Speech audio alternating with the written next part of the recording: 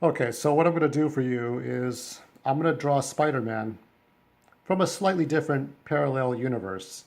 I thought the movie was pretty good, with Tom Holland. It reminded me a lot of Ultimate Spider-Man with a little bit of Miles Morales, different diversity, different walks of life. It wasn't as good, I think, as Spider-Man 2, but I think everybody has their own, flavor of what's supposed to be, proper and what's not. So when I do characters and shapes, I want to make sure that I take simple shapes or I take weird curved shapes and I just kind of go with it and say, okay, this is going to be like how the character is going to look. It's a simple construct rather than draw pencil lines and proportions and go with that. Now, this is sort of the eyelash approach as opposed to the traditional. But you know what? That's why I'm not in the professional comic book business. I'm not trying to do what everybody else does. I kind of do. The slight wobbling you're hearing is the sort of the book stand. It's not on, it's the construction of this wooden book stand here. It's not exactly perfect.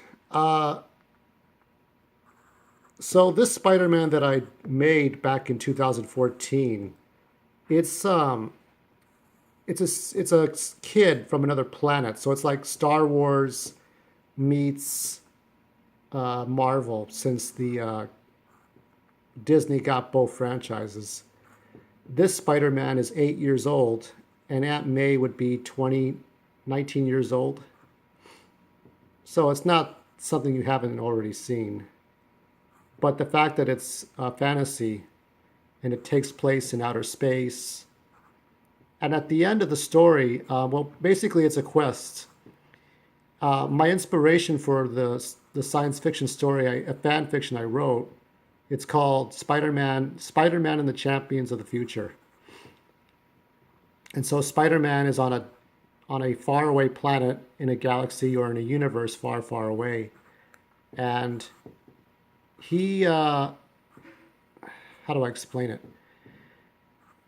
He lives on a planet where there are lizards and a giant electro eel people and a Mysterio culture and rhino armies. So all the villains in Spider-Man are represented by species of the planet. And I think the planet's name is Arachno. So I see Spider-Man as a kid, but it's like the number nine. So if you think of the number nine, that's his head and neck. It's a very weird shape. I could sense some frowns and some sneers, but I'm not a professional comic book artist. If I was, you'd think I would just do this. So we got this sort of Batman kind of cowl.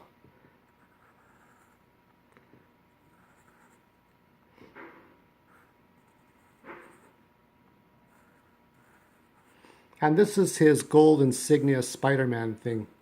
This was given to him by his father, who was the original Spider-Man, who was more like an assassin with a knife, with a long sword. And his mom was the original Black Cat. And they were fighting, an ancient war that inadvertently brought about Galactus. And Galactus is this. So this Spider-Man, his dad was the original Spider-Man who was an assassin, and this Spider-Man gets his powers. And instead of being given to him in an accident, it's actually bestowed upon him by Reed Richards, who was friends with his dad. And that's how he ends up becoming Spider-Man. And Galactus is about to devour the entire universe. So what he has to do is find 5 artifacts, golden artifacts, and then he becomes Cosmic Spider-Man. And he becomes Cosmic Spider-Man. He becomes 8 years old forever, because the tragedy for Peter is that he becomes this Superman, no pun intended, and he can't go back to being a normal boy with problems, which is the antithesis of Spider-Man. Spider-Man's supposed to be somebody who has, issues, paying his bills, paying his doctor bills, getting into car accidents, finding a new job. That's his tragedy. But once Spider-Man gets cosmic or he gets unlimited powers, he's not Spider-Man anymore. And so that's how I end the story. It's like a one-shot story. It's not meant to be like ongoing and stuff. I made it like 150 pages. No one's bothered to read it. That's fine. Whatever. So this is his spider web, texture. So it's a bunch of trapezoids. So all these trapezoids, blah, blah, blah, blah, they just kind of go like that. It's kind of like when Todd McFarlane used the spaghetti, web, the spaghetti webs instead of the grid web. That's what he did with this stuff. Let's see. I'm trying to remember exactly because I know he used. Okay. So some of this is actually based off of manga Spider-Man. If you remember manga Spidey, which I think they only made one action figure out of,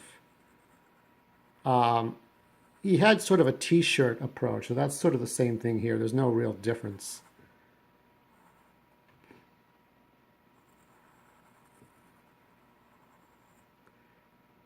And I'm going to try to draw these crazy loop-de-loop things. It's like basically he doesn't have webs coming out of his hands like in the movies, or he doesn't build a web shooter. Remember, his dad made the costume. In this version of Spider-Man, his dad makes him a costume so they can go fight Galactus. So these are like, think of like measuring tapes, shooting out of his hands. So instead of a web shooter, you would have this whole roll of tape that comes out like a web.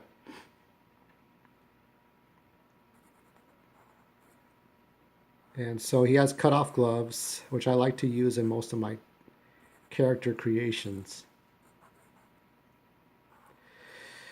And let's see. His fingertips. So Galactus is the version I created is like an Aztec god that changes animal bodies and shapes. It has the same head, but it's like different animal bodies. So it's based on Aztec god mythology. And these are his kneecaps, which look like, it's hard to draw this. I'm actually looking through the viewer here, not through the paper, just to make sure I get it exactly right. So this section here is all black. This is red. And this is gold and gray on the buttons here, and black, grayish web, and peach skin. And let's see.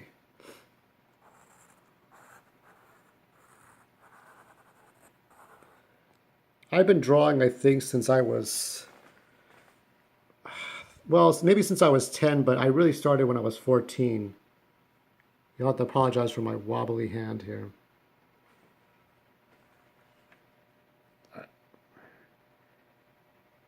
It used to be, I'm not Caucasian, I'm a Latino in the ghetto, so it used to be when I make YouTube videos, I would have to record it on my Nintendo 3DS, take the SD card out, put it in my laptop, my 6-year-old laptop, a Dell Inspiron, record it onto a flash drive, take the flash drive to a library computer, and then upload the video, which some of you may laugh.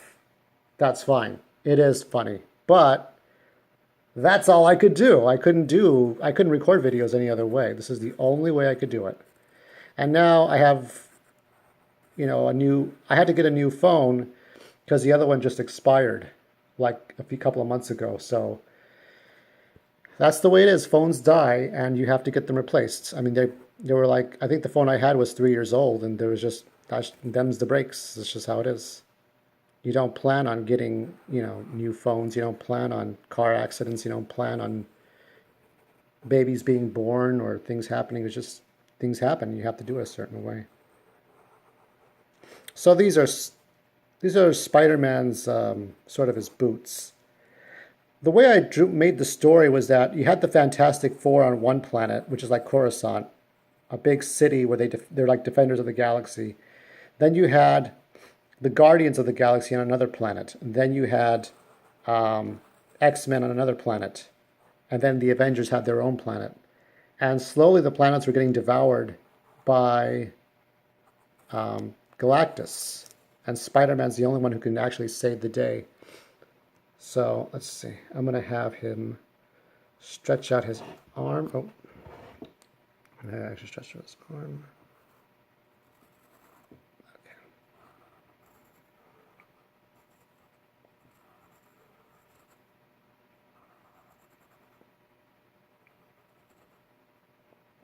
Okay.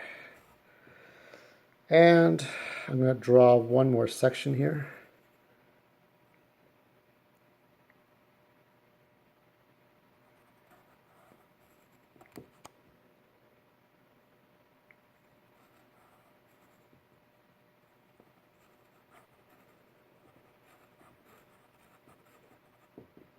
All right, well, it's not much, but that's what it is. So this is, and I'll put my name here.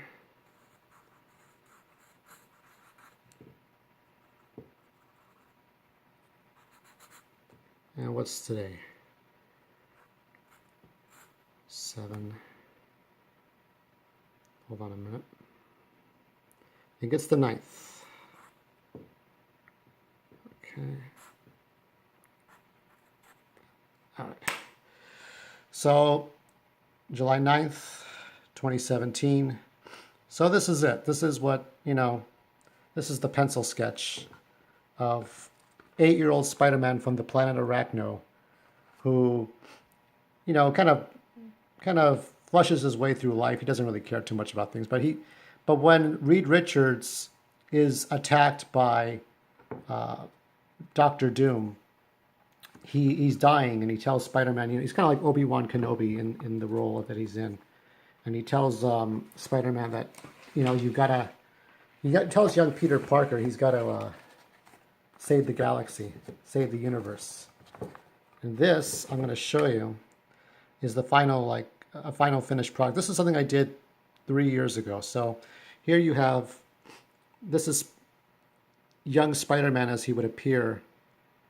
And this is there's Aunt May. Behind her is the planet Fantasia with Mickey Mouse, big satellites, on either side of it. So this is Aunt May with this sort of Madame Web kind of dress, because she's a Madame Web. She's a kind of a foreseer of the future. So that's her life, and she's about 19 or 20. And she has Uncle Ben, her husband's Ben, who looks like a big kind of linebacker. His rhino armor worn around her neck. And this is the moment where Peter Parker, Spider-Man, has to go join the Fantastic Four to save the world. And there's Galactus right back there. And so you have the She-Hulk, you have Johnny Storm, you have Sue Richards, which is actually the original Susan Storm's daughter, about 15, I think. And then you have the Thing, Ben Grimm. So Reed Richards dies and tells Peter Parker, you're gonna have to take the costume, you're gonna get powers, you're gonna go on the Fantastic Ship, which is like the Fantastic Car, but it's a spaceship, and you're gonna go fight Galactus and save the whole universe and the 5 galaxies. So that's it. So I'm gonna close it off, and you can leave in comments what you think of the work.